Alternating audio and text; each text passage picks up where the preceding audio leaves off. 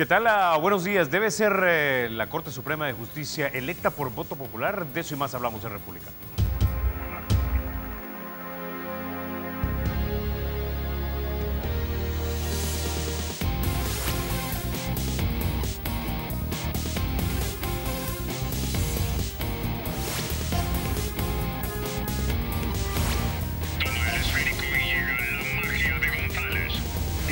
Es y será siempre libre e independiente, y no será jamás el patrimonio de ninguna familia ni persona.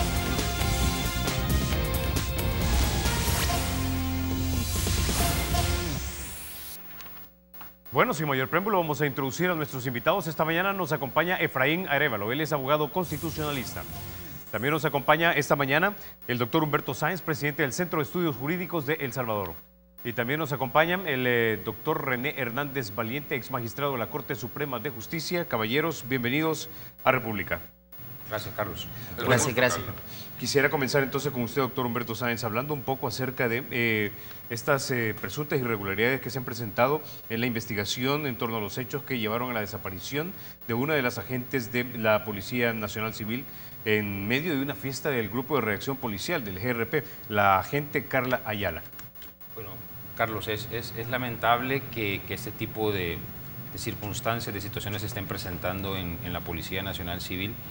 Es una de tantas noticias que hemos venido conociendo quizás en los últimos años, en donde es muy probable que ciertos elementos, no podemos generalizar por supuesto, pero que ciertos elementos de la Policía Nacional Civil se estén prestando a la realización de delitos, pero con el agravante de obtener una protección de sus mismos compañeros. Alguien por ahí, creo que el presidente de la Asamblea Legislativa hacía alusión a una disciplina de cuerpo, haciendo referencia al cuerpo policial, pero eso es un mal entendimiento de lo que debe ser la disciplina en un cuerpo como la Policía Nacional Civil, porque si la policía es una de las autoridades que está precisamente para perseguir, para investigar la comisión de delitos, el hecho de que estos delitos se cometan al interior de la misma institución no debe ser ningún obstáculo para que se continúe realizando esa misma función, sino al contrario, los policías, los compañeros, en el entendimiento adecuado de la integridad que debe mantener este cuerpo, son los primeros en tener que no encubrir, sino denunciar, perseguir y poner a disposición del resto de las autoridades a estas personas que estén cometiendo estos delitos. Yo, de verdad, como ciudadano, esperaría que las máximas autoridades en la Policía Nacional Civil realicen una investigación a profundidad, que se deduzcan responsabilidades a todos los niveles que puedan existir, que la Fiscalía General de la República nos mantenga informados de cuáles son los resultados de las primeras investigaciones que se están efectuando, y si hay que realizar, como me parece que en efecto a estas alturas ya se necesita, una reestructuración, una nueva reestructuración de la Policía Nacional Civil, porque acordémonos que ya hubo un antecedente ya hace algunos años, cuando muchos elementos estuvieron involucrados en temas de secuestros, por ejemplo, pero si tenemos que volver a hacer algo parecido a lo que en aquel entonces sucedió, yo creo que es el momento. Los ciudadanos necesitamos una policía en donde no vamos a poder erradicar por completo la existencia de malos elementos, pero una policía en la que confiemos, una policía que sabemos que está atrás apoyándonos, investigando la comisión de estos delitos y no siendo partícipe de ellos. No se vale, me parece a mí, ni que las autoridades de la Policía Nacional Civil, ni que mucho menos otros funcionarios de alto rango.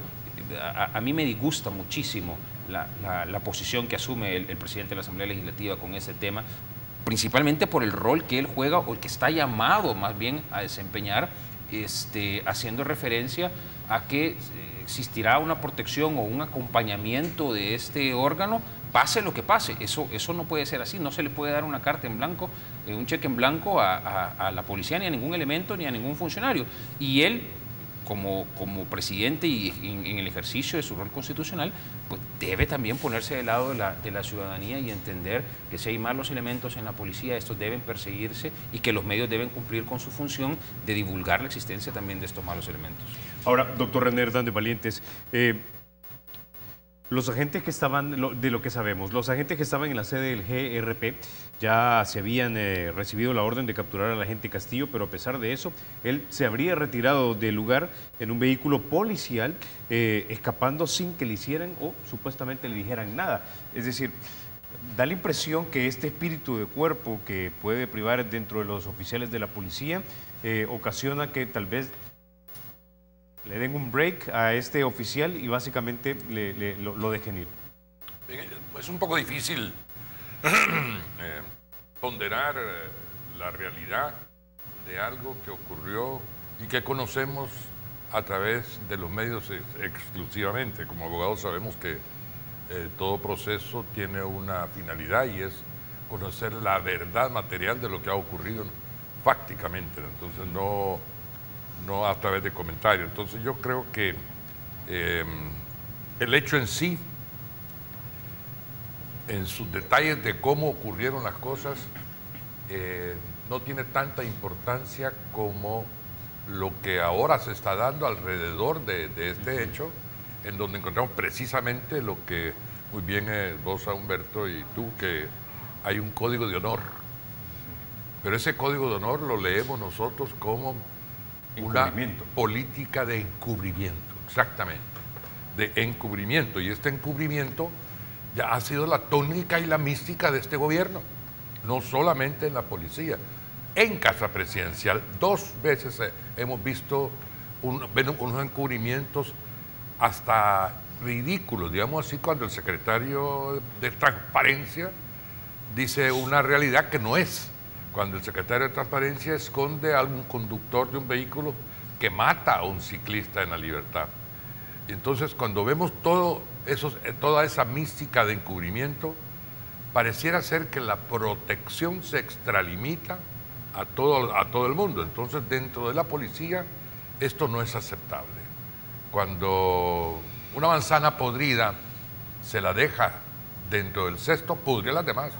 Esto tiene un efecto contaminante. Yo creo que lo que estamos viendo es precisamente eso. Si en Casa Presidencial lo hacen, ¿por qué no lo voy a hacer yo?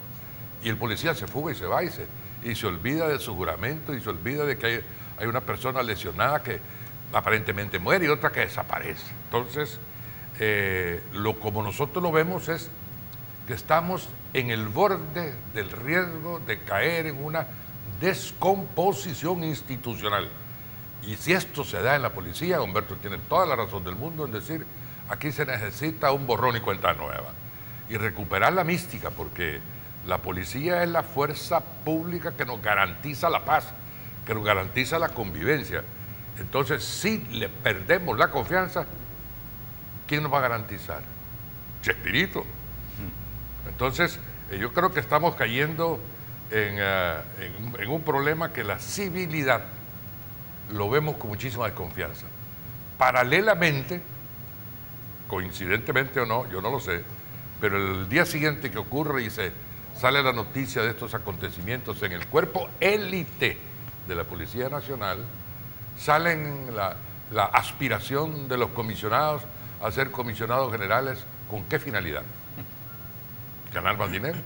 Entonces se ve que por un lado hay un pensamiento, negatividad, porque esto es negativo lo que ha ocurrido.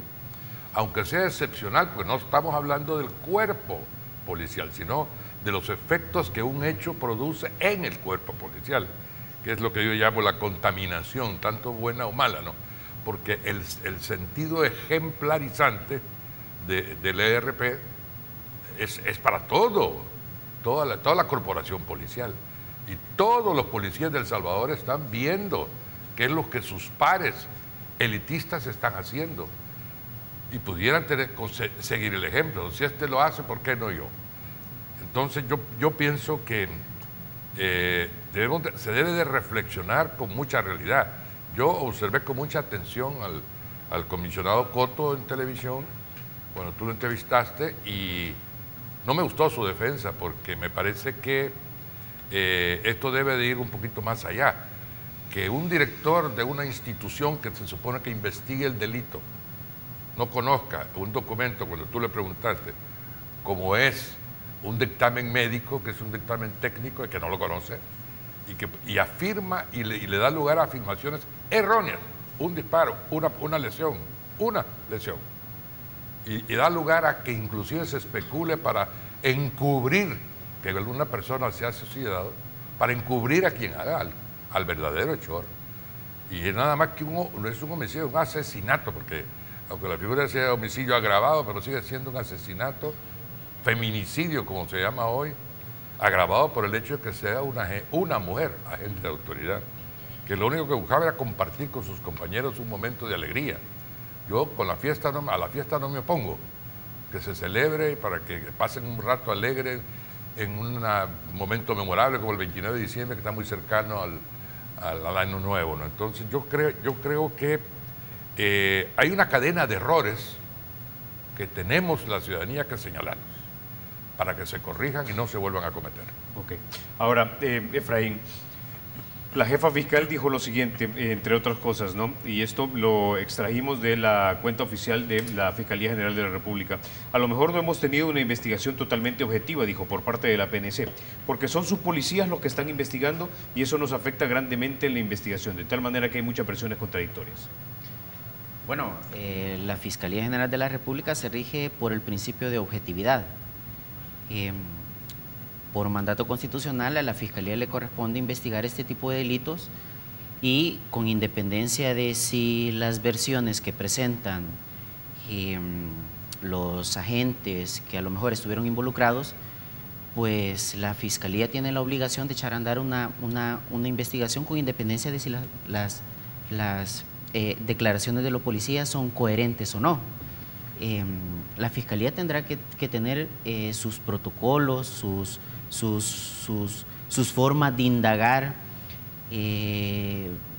acerca de quién le está dando la versión más coherente, más creíble. En materia en materia procesal y básicamente en materia de epistemología probatoria, hay una corriente que sostiene que por esto de la verdad que señalaba el doctor Hernández Valiente, que debe perseguir un proceso, hay un debate ahí en ese punto. Hay una idea que sostiene que la verdad es la que debe tenerse como la mejor explicación posible que pueda tener un incidente. Si yo investigo, entrevisto a varios agentes, pues un indicio de verdad deberá tener aquel cuya explicación suene más coherente. Entonces, la línea de investigación tendrá que ir por ahí. Pero del hecho, lo que no es aceptable es que del hecho de que las declaraciones se muestren contradictorias y que eso represente, digamos, un obstáculo y una especie de subjetividad, como se ha señalado en la investigación, de eso no se sigue que nosotros debamos aceptar como algo inevitable que, bueno, la investigación no va a progresar. Es que de eso va la obligación constitucional que tiene la Fiscalía General de la República de investigar los delitos. Ahora, si la verdad entonces, desde el punto de vista legal, es esta explicación que se percibe como lo más plausible posible y lo más coherente, si la Fiscalía está diciendo ya que hay versiones contradictorias, lo que nos está diciendo en pocas palabras es que de repente se puede intuir razonablemente que hay encubrimiento. Podría ser una de las opciones posibles, pero no necesariamente solo eso. Es decir, si yo tengo varias versiones, una opción posible, una interpretación posible es que a lo mejor ellos se están encubriendo. Pero es que de eso va la investigación me tiene que decir si hay un encubrimiento, porque, digamos, hay una como tendencia al morbo.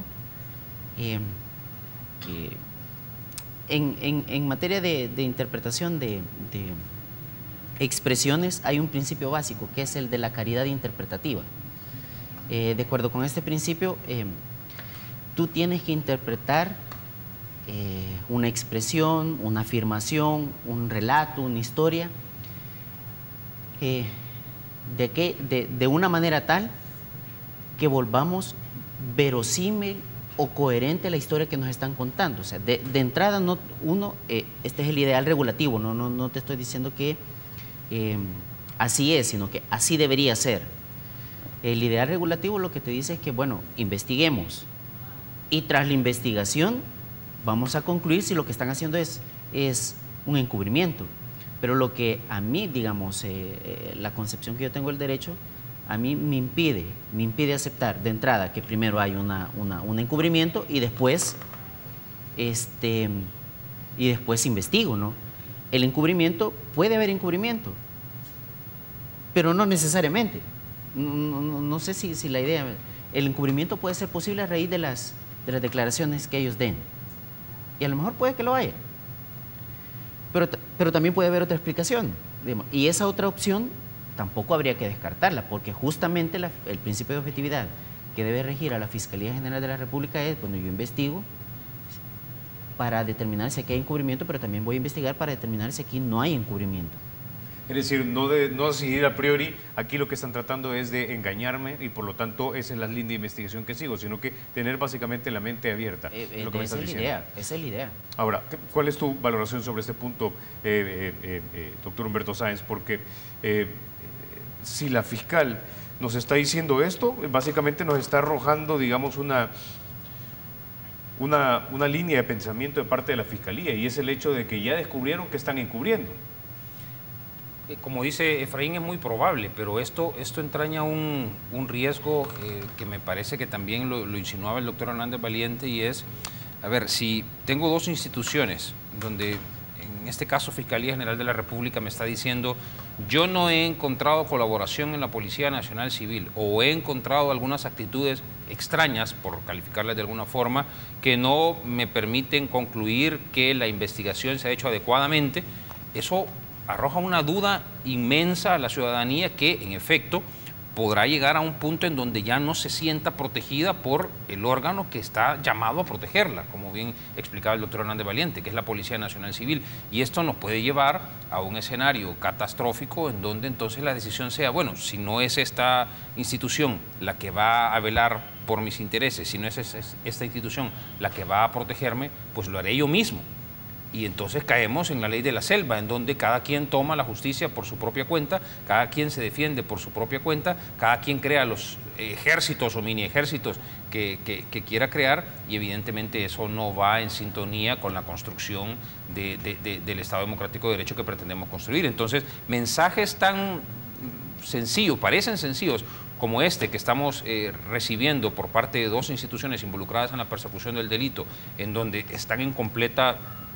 vaya, uno diciendo negro y el otro diciendo blanco, generan esa incertidumbre, generan esa necesidad de buscar alternativas, y abre esa peligrosa puerta de que comiencen entonces los mismos ciudadanos a defenderse por su propia mano.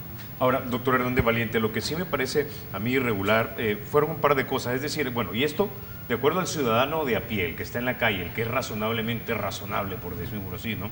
Y es el hecho de que se arma una fiesta, llegan con sus armas de oficio, llegan con vehículos oficiales y la supervisión parece ser bastante floja. Yo creo que lo que la ciudadanía está esperando en este momento ante este hecho que ocurrió en sede policial es una respuesta que tranquilice a los ciudadanos. Ya venga de la Fiscalía afirmando que hay un encubrimiento, como bien dice Efraín, ¿no? Es decir, puede haber otra realidad. Entonces, aquí lo que se impone es que la institucionalidad funcione. Me pregunto, ¿dónde está la Inspectoría General Exactamente. de la Policía? ¿Dónde está la respuesta que nos da el doctor Tito Celada, Inspector General de Policía, a la ciudadanía? Está obligado a decir, aquí lo que ocurrió fue esto. Y nuestra actitud institucional como corporación policial es esta. Pero no, silencio. Entonces, el solo silencio encubre. Voy a irme un poco más allá de la... Silencio cómplice. Voy a irme más allá de la teoría de Efraín, que es de ponderar. Estoy de acuerdo en ponderar realidades, posibilidades para valorar un hecho, no solamente, y lo digo con todo respeto, las páginas de un periódico o la voz de un ciudadano en una televisión, no. Hay que investigar para encontrar la verdad y la realidad de los hechos tal y como sucedieron, pero la institucionalidad tiene su estructura. ¿Y dónde está esa estructura? ¿Dónde está esa estructura que nos dé la respuesta que estamos exigiendo, Carlos? Exigiendo a la institución policial, a través de que, bueno, la inspectoría, yo diría que el director se debe callar, que ya no justifique más, deja que funcione la institucionalidad, porque si no vamos a pedir la cabeza del director también, al final, ¿no? Entonces sería lamentable que solo por la jerarquía lo responsabilizáramos a él, aunque tiene responsabilidad jerárquica. Dejémoslo tranquilo, pero hay una estructura investigativa, hay un departamento de investigación. No digo que nos informen día a día, a lo mejor van a decretar reservas sobre el caso también, no para encubrir, sino para que dejemos de especular. Pero sí, la institucionalidad tiene que responder en su estructura que está creada desde el Acuerdo de Paz. Ahí está la inspectoría, inclusive la inspectoría no es un policía el inspector general, sino es un abogado. Ese abogado tiene que darnos la respuesta que estamos exigiendo. La fiscalía tiene que darnos la respuesta que estamos exigiendo. Ya dio un parámetro. No me está colaborando la policía, claro que no va a colaborar. Por eso hemos hablado infinidad de veces que el Instituto de Ciencias Forensicas, la investigación científica del delito, no debe de estar en la policía. Tiene que ser un instituto aparte en el cual esté la Fiscalía, la Policía, el Poder Judicial, la Procuraduría, Instituto de Ciencias Forensicas, para que a base de investigación científica, no especulativa, se llegue a la verdad de los hechos en todos los casos. Entonces, este hecho justifica aún más nuestra tesis y teoría y propuesta que hicimos hace 20 años de un Instituto de Ciencias Forensicas independiente, que incluya a medicina legal. Hay un obstáculo constitucional ahí porque la Constitución señala que es la Corte Suprema que nombra al personal de medicina legal, pero eso se puede arreglar. Pero que se pueda crear un instituto aparte. Ahí hay un monstruo abandonado casi en la colonia San Francisco, que fue el laboratorio de investigación científica del delito, con 10 laboratorios. Ni uno funciona. ¿Y eso estaba a cargo de quién, doctor? Ahorita la policía. De la policía. Nunca lo quiso soltar la policía, ningún director de policía. Por más que nos opusimos, y debería estar adscrito a la Fiscalía, que es la que tiene la dirección funcional de la investigación del delito. Ahora, la policía es subalterna en la investigación del delito. Precisamente por estos efectos contaminantes es que se justificaba más para evitar que el autoritarismo, los delitos oficiales que se cometan, no quedaran encubiertos. Hoy se justifica. Demos el paso adelante, promovamos otra vez por estas realidades que hemos vivido. El ejemplo de que dio Casa Presidencial en La Libertad, el ejemplo que da Casa Presidencial en el Centro de la Sociedad con un atropellado, los expresidentes, exsecretarios, en fin. Todo esto invita a una reflexión ciudadana cómo mejorar el Estado de Derecho que queremos tanto, que anhelamos tanto, y que tú le haces una gran campaña con estos mensajes sublimales y al hablar de república. Es cierto, esto vendría siendo como en un nivel tal vez intermedio, parte del sistema de balances y contrapesos que debería existir dentro de una república, ¿no? Al tener un ente independiente que pueda de repente supervisar el trabajo científico de la prueba del delito de la policía y que estuviese a cargo de la fiscalía. Ahora, el doctor Humberto Sáenz, el doctor ya tocó algo que fue el inspector general. A mí me da la impresión que el inspector está como una figura decorativa, de adorno. Sí, lamentablemente ha sido así y muy probablemente porque también su designación ha obedecido única y exclusivamente a criterios político-partidarios, que también hay que reconocer eso, independientemente de la persona que hoy día estaba ocupando el puesto. Por lo menos en los últimos años no ha parecido que el criterio que prevalezca sea un criterio técnico o un criterio de mérito en un cargo que tiene una trascendencia importante, como ya bien se señalaba, sino simple y sencillamente un criterio político, como decía antes. Tiene una tarea pendiente, pero dentro de esa institucionalidad, además, que se mencionaba, no hay que desconocer que también esperaríamos en una circunstancia como esta, que no es un hecho aislado. Yo eso lo quiero destacar. Hoy estamos hablando de 1 o 2 hechos que ocurrieron a finales del año 2017, pero no se trata de un hecho aislado. Muy probablemente esto sea la gota que ha venido a derramar el vaso y que ha generado una incertidumbre mayor o un asombro mayor al que ya veníamos arrastrando de otras actuaciones cometidas en el pasado.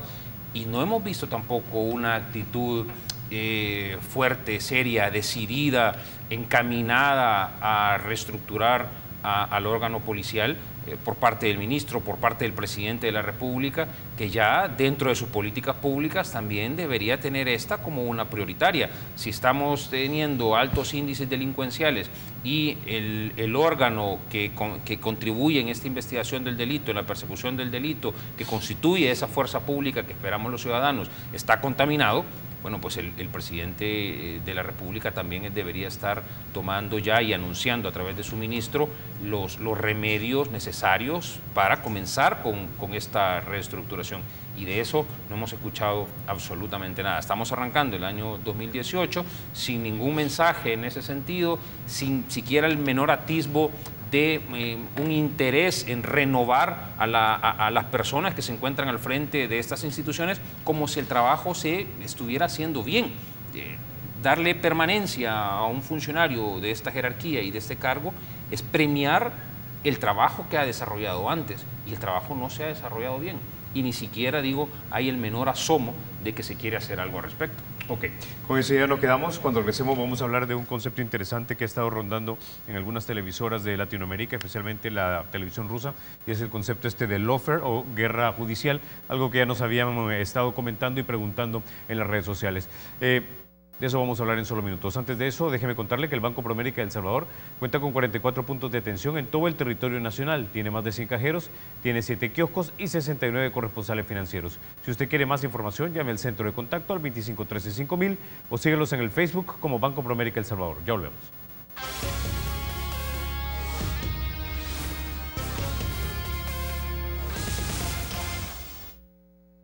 Gracias por continuar con República. Bueno, caballeros, quiero que veamos un video. Es un video de aproximadamente 2 minutos.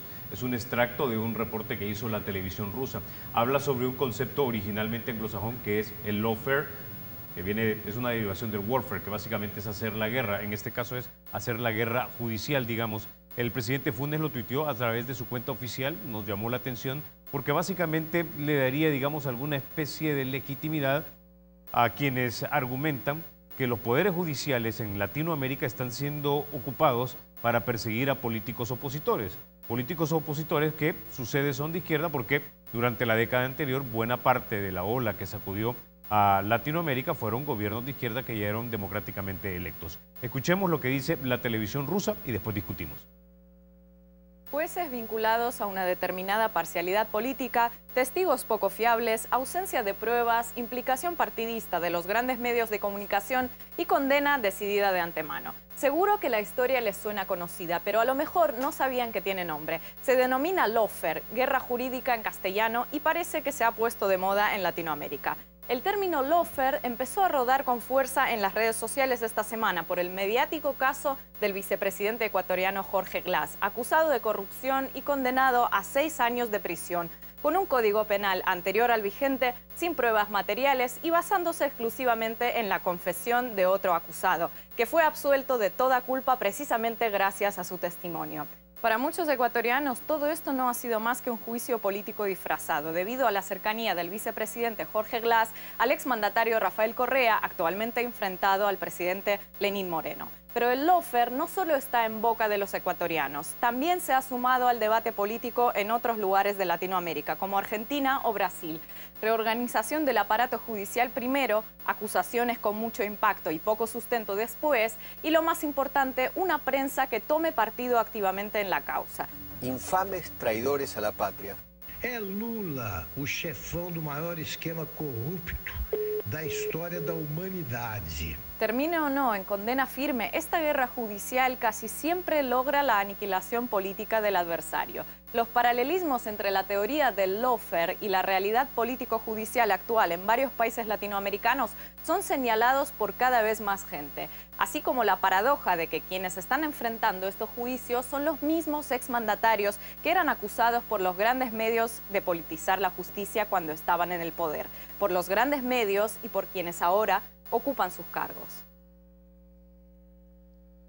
Bueno, ese era un reporte de la televisión rusa, Efraín. Entonces, estamos hablando de instrumentalización de los jueces para perseguir políticamente, como lo argumenta el presidente Funes, asilado en Nicaragua, o es acción legítima de la Fiscalía y posterior juicio de parte de los jueces, que es legítimo y honesto intelectualmente. A ver, esta noción del lawfare es una noción que proviene del ámbito del derecho internacional de los derechos humanos. Digamos que la idea, el concepto tiene dos sentidos, uno positivo y uno negativo. El sentido positivo podría decirse que es la utilización del derecho para, digamos, una especie de utilización estratégica del derecho para hacer frente a ciertas políticas que parecen cerradas. Un ejemplo icónico que se pone sobre el uso del derecho de modo estratégico para combatir determinados estados de cosas fue el caso de los juicios de Nuremberg, ¿verdad? Cuando se dio el problema en Alemania y se juzgaron a las personas que tomaron decisiones y ejecutaron ciertas acciones, pues en esa época no se tenía ningún cuerpo normativo que tipificara como delito el genocidio y todo eso. Y sin embargo, con posterioridad a esos hechos se instala un tribunal, se emiten ciertas normativas y se juzgan a los responsables de ese hecho. Entonces, el derecho se ocupa para juzgar a la política, en donde ciertos funcionarios incurren en determinados actos de corrupción. Pero luego, esta idea originaria del lawfare es retomada, digamos, ya en un tono peyorativo, en el sentido que nos tomamos o quien tiene el poder utiliza a las altas cortes para anular al opositor político. Entonces, ese sería el sentido peyorativo. Lo que está pasando en Latinoamérica es que ha apelado a la noción del lawfare y la ha, digamos, adaptado a su necesidad. Y ahora lo que se pretende con esta idea es que, bueno, si yo estoy como funcionario público y cuestiono actos de corrupción del otro y luego finalizo mi periodo de presidente y luego yo soy investigado, es natural que yo argumente de que luego la justicia se está utilizando para perseguirme a mí políticamente. Ahí el uso, digamos, deformado del lawfare. Lo que sucede es que aquí hay un doble rasero. Porque cuando yo ejerzo el poder, soy yo quien aplico o intento aplicar la ley a aquellos que a mí me parecen que están realizando actos de corrupción. Pero luego, cuando yo dejo el poder y soy yo a quien investigan, entonces eso ya me parece, no me gusta y comienzo a intentar a deslegitimar las actuaciones de las entidades públicas que me están investigando. Por mandato constitucional, la Fiscalía General de la República, digamos en general el sector judicial, los órganos judiciales, nosotros tenemos un ejemplo muy claro en nuestra Constitución de la acción constitucional de enriquecimiento ilícito, en donde la Corte Suprema de Justicia, tras un informe que detalla la sección de probidad, le informa a la Cámara competente para que investigue el aumento patrimonial de ciertos funcionarios. Entonces, si esto comienza a volverse algo, digamos, normal, que comencemos a investigar a exfuncionarios en términos patrimoniales, también es natural pensar que el investigado va a cuestionar la actuación o cuestionar la legitimidad de la acción de la Corte Suprema de Justicia, de la acción del órgano judicial, porque él es el que está viéndose afectado. Entonces, yo creo que en esta cuestión del lawfare uno tiene que distinguir bien. El sentido original del término apareció para intentar combatir, en el campo de los derechos humanos, para intentar combatir a la política que aparece cerrada y que me está afectando derechos. O sea, el lawfare, la guerra jurídica, apareció para fomentar derechos fundamentales, derechos humanos. Pero ahora hay una especie de deformación, lo utilizo, lo tropicalizo, y lo que ahora se sostiene es que están utilizando al aparato judicial para anularme a mí, que ahora soy yo el opositor. Entonces creo que esto es lo que está pasando en Latinoamérica. Tenemos varios ejemplos, se señalaba en el video. La expresidenta de Argentina, Lula da Silva, Dilma, que también está siendo procesada.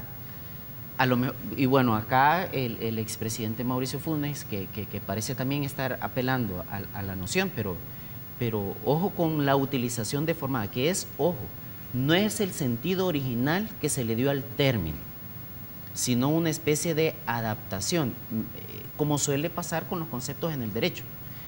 Los conceptos en el derecho podemos darle diversos significados, según los contextos. Solo que acá hay un significado, digamos, una carga emotiva positiva y una carga emotiva negativa que se le está dando al término.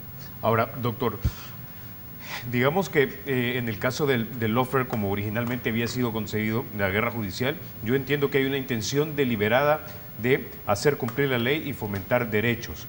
La manera en la que lo está interpretando de repente el presidente Funes es la intención deliberada de utilizar la ley para perseguir políticamente y efectuar venganza. Así es como lo está utilizando él. Ahora,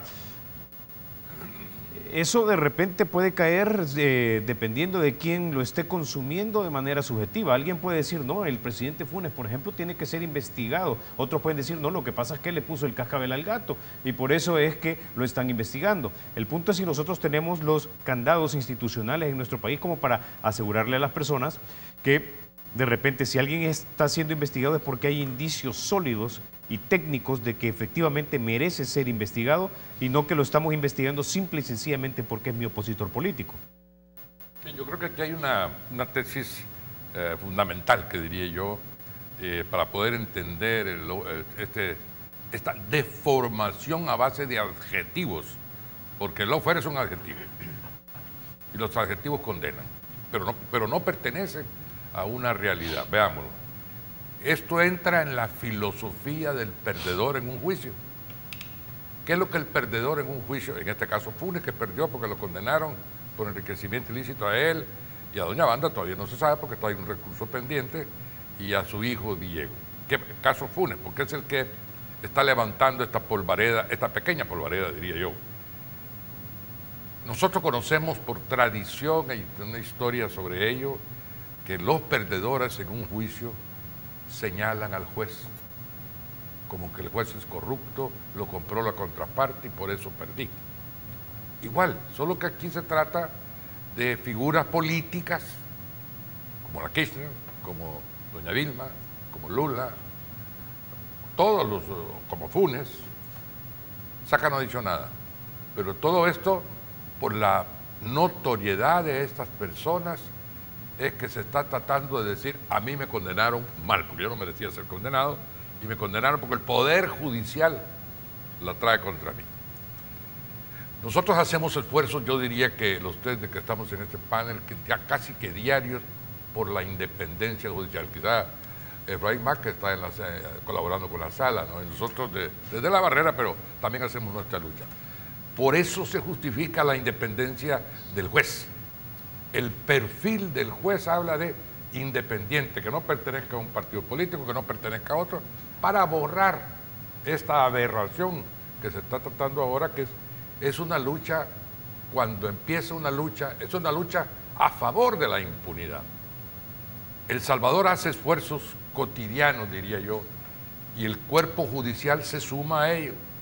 Yo no digo que todos sean perfectos en el cuerpo judicial, todos los jueces, pero sí voy a decir que no todos los jueces son corruptos. Es que la corrupción no nace en el Poder Judicial, la corrupción nace a quienes se juzgan, como en este caso que estábamos hablando al principio de la entrevista. Entonces, cuando hay una lucha para borrar la impunidad, Humberto es uno de los que más se suma a la lucha por la transparencia. Cuando hay una lucha para que no exista la impunidad, que todo el mundo que comete un delito, o un delito, una figura de cualquier tipo, que los jueces resuelvan las controversias y castiguen cuando haya que castigar, si se trata de derecho penal, imponiendo una sentencia. Cuando sale una sentencia es que se habla de lawfare, antes no. Entonces es una filosofía del perdedor, así de sencillo. Yo no le prestaría atención porque El Salvador tiene muchos años de estar haciendo un esfuerzo constante y muy fuerte a favor de la independencia judicial. Esto borra el famoso lawfare y magnifica un poco el esfuerzo que se haga contra la impunidad. La transparencia es una de ellas. Entonces yo creo que a El Salvador no le va a llegar eso, porque ¿quién lo enarbola? Por Mauricio Funes. ¿Está calificado él para hablar de impunidad cuando tiene una sentencia en contra? No. Que la recurra, que la impugne, pero que no culpa a todo el cuerpo judicial porque una honorable Cámara de Segunda Instancia le dijo, usted es corrupto. ¿Quién habló? El corrupto. ¿Qué mérito le vamos a dar? Ninguno. Ok, tengo que ir a la pausa. Cuando regresemos, doctor Humberto Sáenz, quiero tener su valoración sobre este punto, por si quisiera conocer si usted cree que en este país realmente se está librando una guerra judicial o no contra los que fueron funcionarios en un momento dado de un gobierno anterior. Ya volvemos.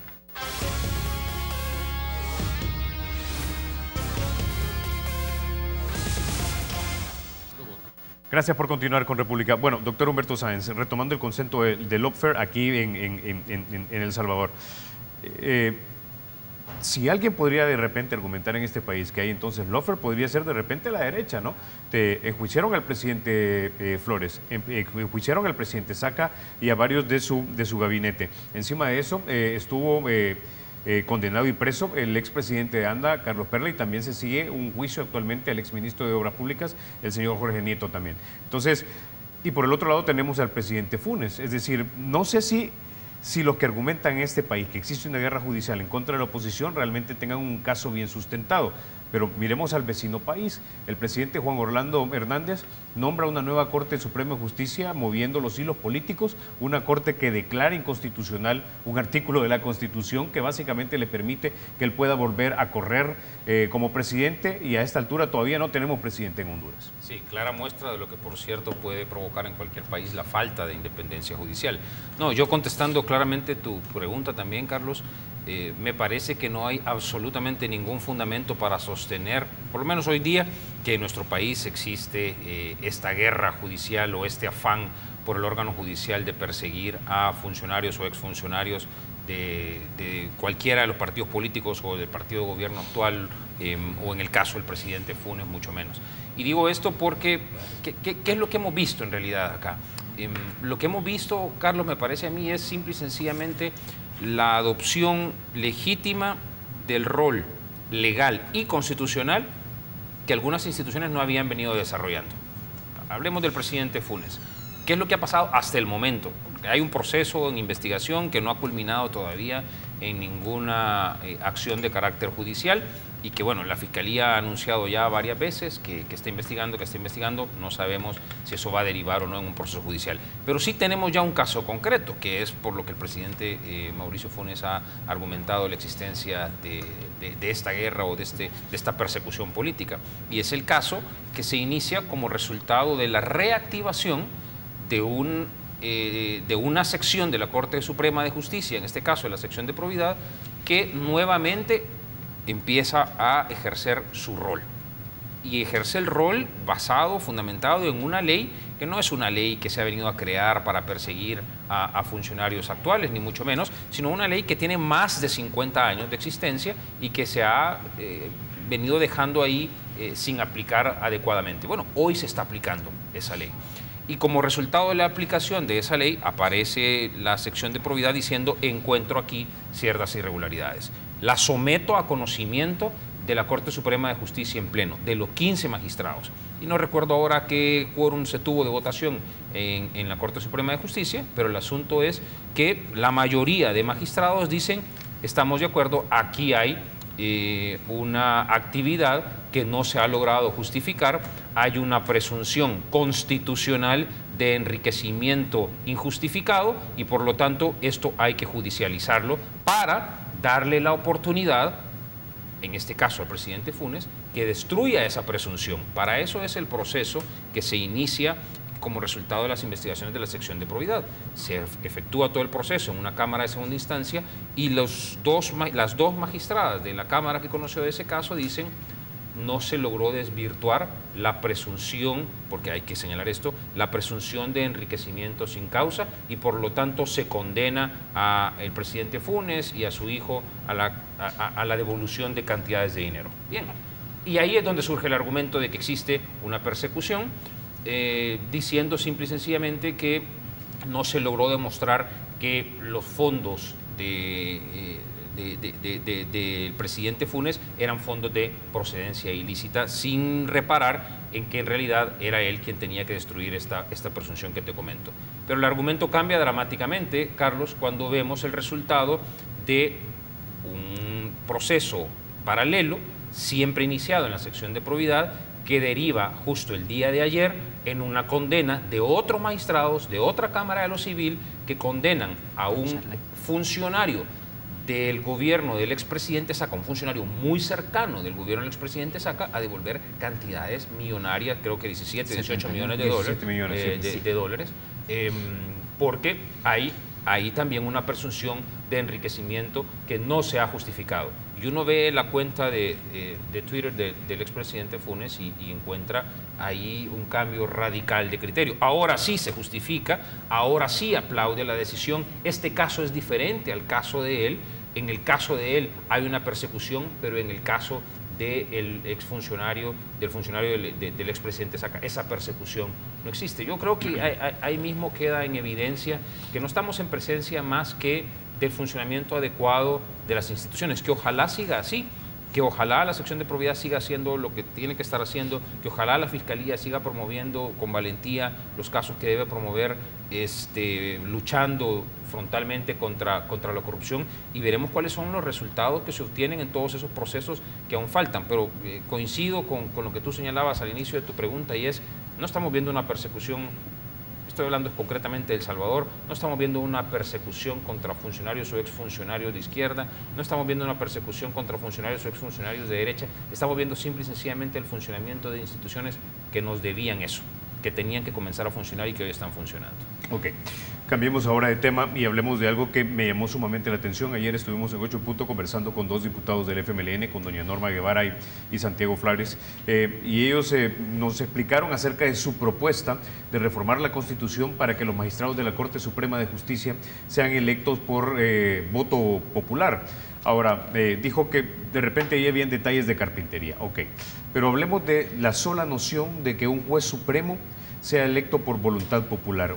Una elección a la que va como candidato a ser funcionario tan especializado como un juez supremo, y ojo, que aquí estamos en república, pero el gobierno también es, o el Estado puede ser representativo, y la representatividad tiene alguna razón de ser. Yo quisiera saber cuál es tu valoración sobre este punto, porque no sé si, basándonos en nuestra realidad, nuestra demografía, el nivel educativo que tenemos y de conocimiento que tenemos, sea lo más adecuado para nuestro país que seamos nosotros los ciudadanos los que elijamos a jueces supremos. Bueno, esta idea plantea temas muy interesantes. Destaco dos. El primero tiene que ver con el tema de la independencia judicial. En derecho procesal constitucional, y particularmente cuando uno toca el tema de los tribunales constitucionales, pues uno forzosamente se mete al tema del acto electivo. ¿Cómo elegimos a los magistrados de los tribunales constitucionales? Entonces, cada constitución de cada país tiene su forma de elección. Pero una de las formas una de las formas que se ha analizado es el tema de la elección popular de magistrados de corte. Y el tema con la independencia judicial es interesante porque uno se puede plantear el tema. Si el órgano judicial y particularmente los magistrados de corte, que son quienes tienen la última palabra dentro del ámbito de sus competencias, son elegidos por voto popular, ¿qué tan viable es aceptar que ellos van a actuar con independencia? Sobre todo porque supongamos que aquí en El Salvador solo se cambia el acto de la elección, pero no los periodos en que se eligen. cada 3 años, dice la Constitución, que se renueva la Corte Suprema de Justicia, cada 3 años. Entonces, ¿qué tendrían que hacer si nuestros magistrados se eligieran por voto popular? ¿Qué tendrían que hacer nuestros magistrados, los candidatos a magistrados, para poder optar al cargo de magistrado? Pues tendrían que hacer propaganda electoral para obtener votos.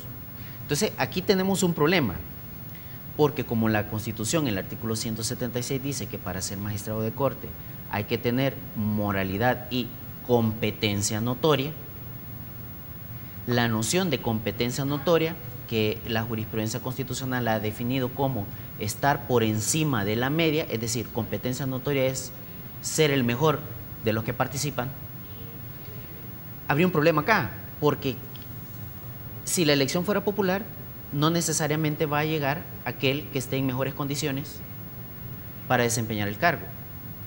Y segundo, que en caso de llegar, cada vez que se acercaran las elecciones, la independencia mermaría, porque con tal de obtener nuevamente el cargo, pues yo haría ofertas.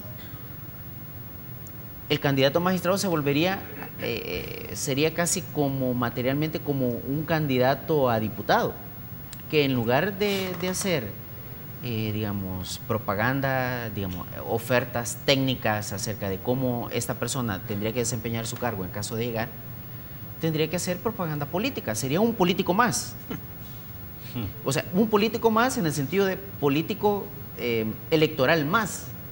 Entonces, estamos dispuestos a darle la última palabra a un político más. Esto tiene que ver bastante con el tema de la judicialización de la política, es decir, el control judicial sobre la política, el control judicial sobre el poder. Una segunda cuestión tiene que ver con que también en la jurisprudencia constitucional se ha señalado que, sobre todo en la primera sentencia que la Sala emitió sobre el control constitucional de las reformas constitucionales, tiene que ver con una cláusula pétrea que se llama la forma y sistema de gobierno. La forma y sistema de gobierno. El tema interesante aquí es analizar si la forma de elegir a los magistrados en términos populares puede o no encajar en la cláusula pétrea de la forma y sistema de gobierno, porque la Sala ha definido, ha interpretado que la cláusula forma y sistema de gobierno se entiende en dos sentidos, ¿no? La forma de Estado y el sistema político. Da nuestro sistema político, así como ha sido pensado por el constituyente y ha sido desarrollado por la jurisprudencia constitucional, da el sistema político para aceptar elecciones populares de magistrados de corte. Entonces, el tema, y si nosotros aceptamos eso, si eso da, también cabe el análisis de si eso puede ser reformado o no, justamente en la hipótesis en que lo aceptáramos, claro, porque eso no se podría reformar. Entonces, el tema de la elección popular de magistrados de corte presenta, digamos, aristas muy interesantes, pero que también tienen, digamos, pueden tener un problema constitucional, pueden tenerlo, y desde varias perspectivas: moralidad, de competencia notoria, independencia judicial, sistema político, y a lo mejor pueden agregarse otros elementos más. Creo que el tema de la conveniencia, ¿es conveniente elegir a magistrados de corte? Uno puede verlo en el tema de las elecciones de las FEDAES, ¿no? Para elegir magistrados de corte, la Asamblea Legislativa, así como lo tenemos ahora, tiene que elegir de un listado que le remite el Consejo Nacional de la Judicatura. Y ese listado que el Consejo Nacional de la Judicatura le remite es conformado la mitad por el Consejo y la otra mitad por la FEDAES. Y el listado de la FEDAES es conformado por aquellos candidatos que han recibido el mayor número de votos en elecciones de abogados. Aquí hay otro tema interesante, porque esa mitad del listado de donde la Asamblea Legislativa tiene que elegir proviene de abogados que han sido votados popularmente por el gremio de abogados. Entonces, uno se puede plantear, si uno le echa un vistazo a los listados que finalmente la FEDAE remite al Consejo Nacional de la Judicatura, uno puede ver, bueno, aquí esta persona ha llegado al listado por simpatías, meramente recibió votos, o esta persona es preparada. Pero si nosotros los abogados elegimos más por simpatía que por competencia, notoria, entonces podríamos imaginar lo que pasaría si lo eligieran todos los ciudadanos. Exacto. Ok, luego quiere la pausa. Cuando regresemos, doctor, quiero tener su valoración sobre este punto, porque ya lo vi con la cara de que quiere opinar sobre este punto. Ya volvemos.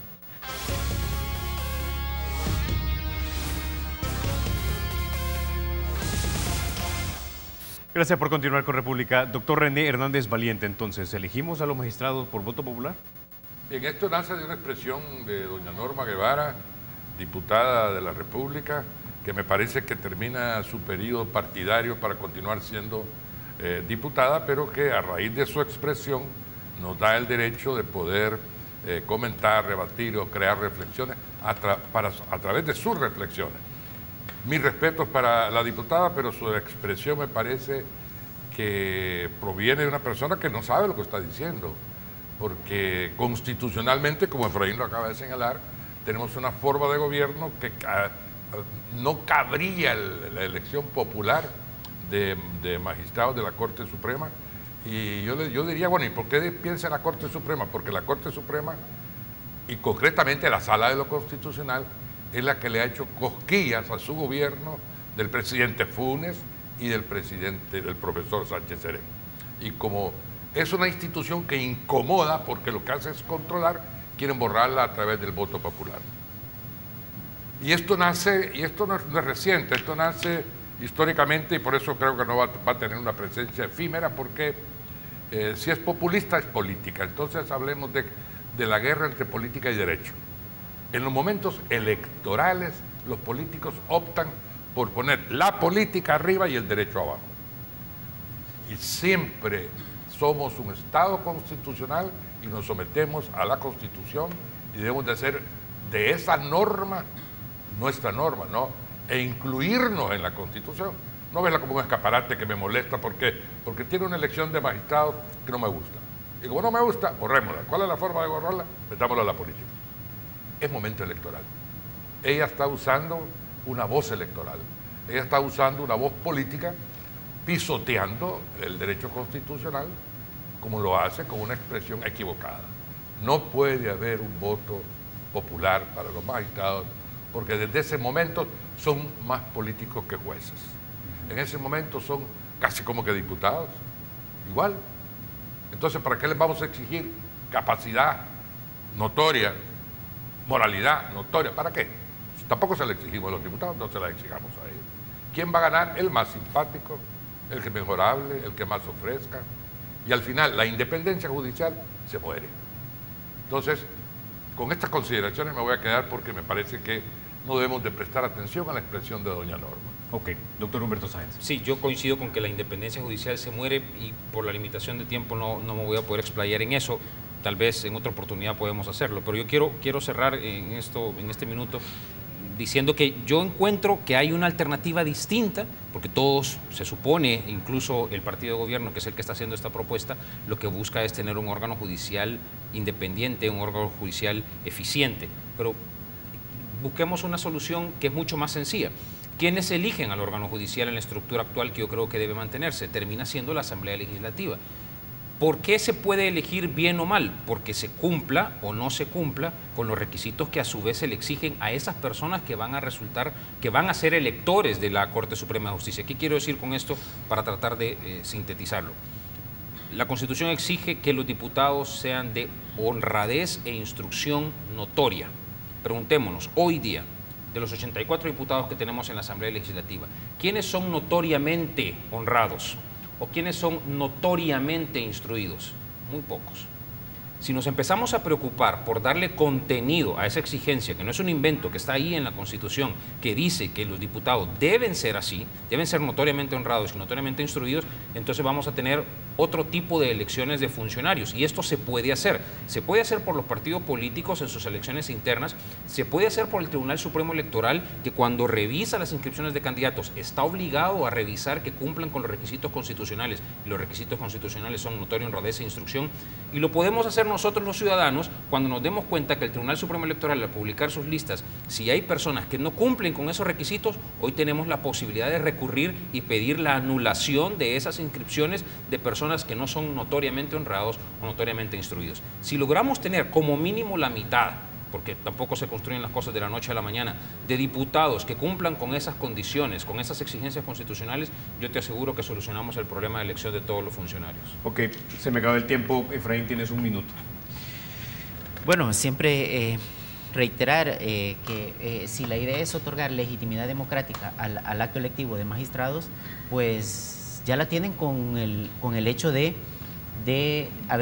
ser electos por los diputados de la Asamblea Legislativa.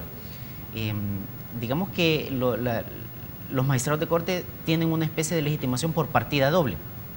Uno es que siempre esto se desarrolla en los textos constitucionales. Lo primero es que los jueces se legitiman en la medida en que justifican o pretenden justificar sus decisiones, pero también poseen por vía indirecta una legitimación democrática, porque las personas que son elegidas democráticamente a su vez eligen a los magistrados de corte. Entonces, si es la Asamblea Legislativa la que al fin y al cabo va a elegir a los magistrados de corte y el pueblo es quien elige a los diputados, entonces, ¿cuál es el sentido genuino de trasladar el acto electivo de la Asamblea Legislativa, que tiene legitimación democrática directa, al pueblo? Entonces, ahí también hay una cuestión que justificar, ¿verdad? ¿Cuál es la necesidad de trasladar directamente al pueblo la competencia que ahora le corresponde a la Asamblea Legislativa, puesto que la Asamblea Legislativa es electa popularmente también? Ok. Bueno, con ese ya nos quedamos. Efraín, doctor Humberto Sáenz, doctor René Hernández Valiente, gracias por haber estado esta mañana aquí en República. Gracias por la invitación. Es un gusto, Carlos. Ustedes, amigos, se quedan con la programación de Canal 33. Soy Carlos Toledo, gracias por vernos. Recuerden, la República es de todos. Hay que cuidarla.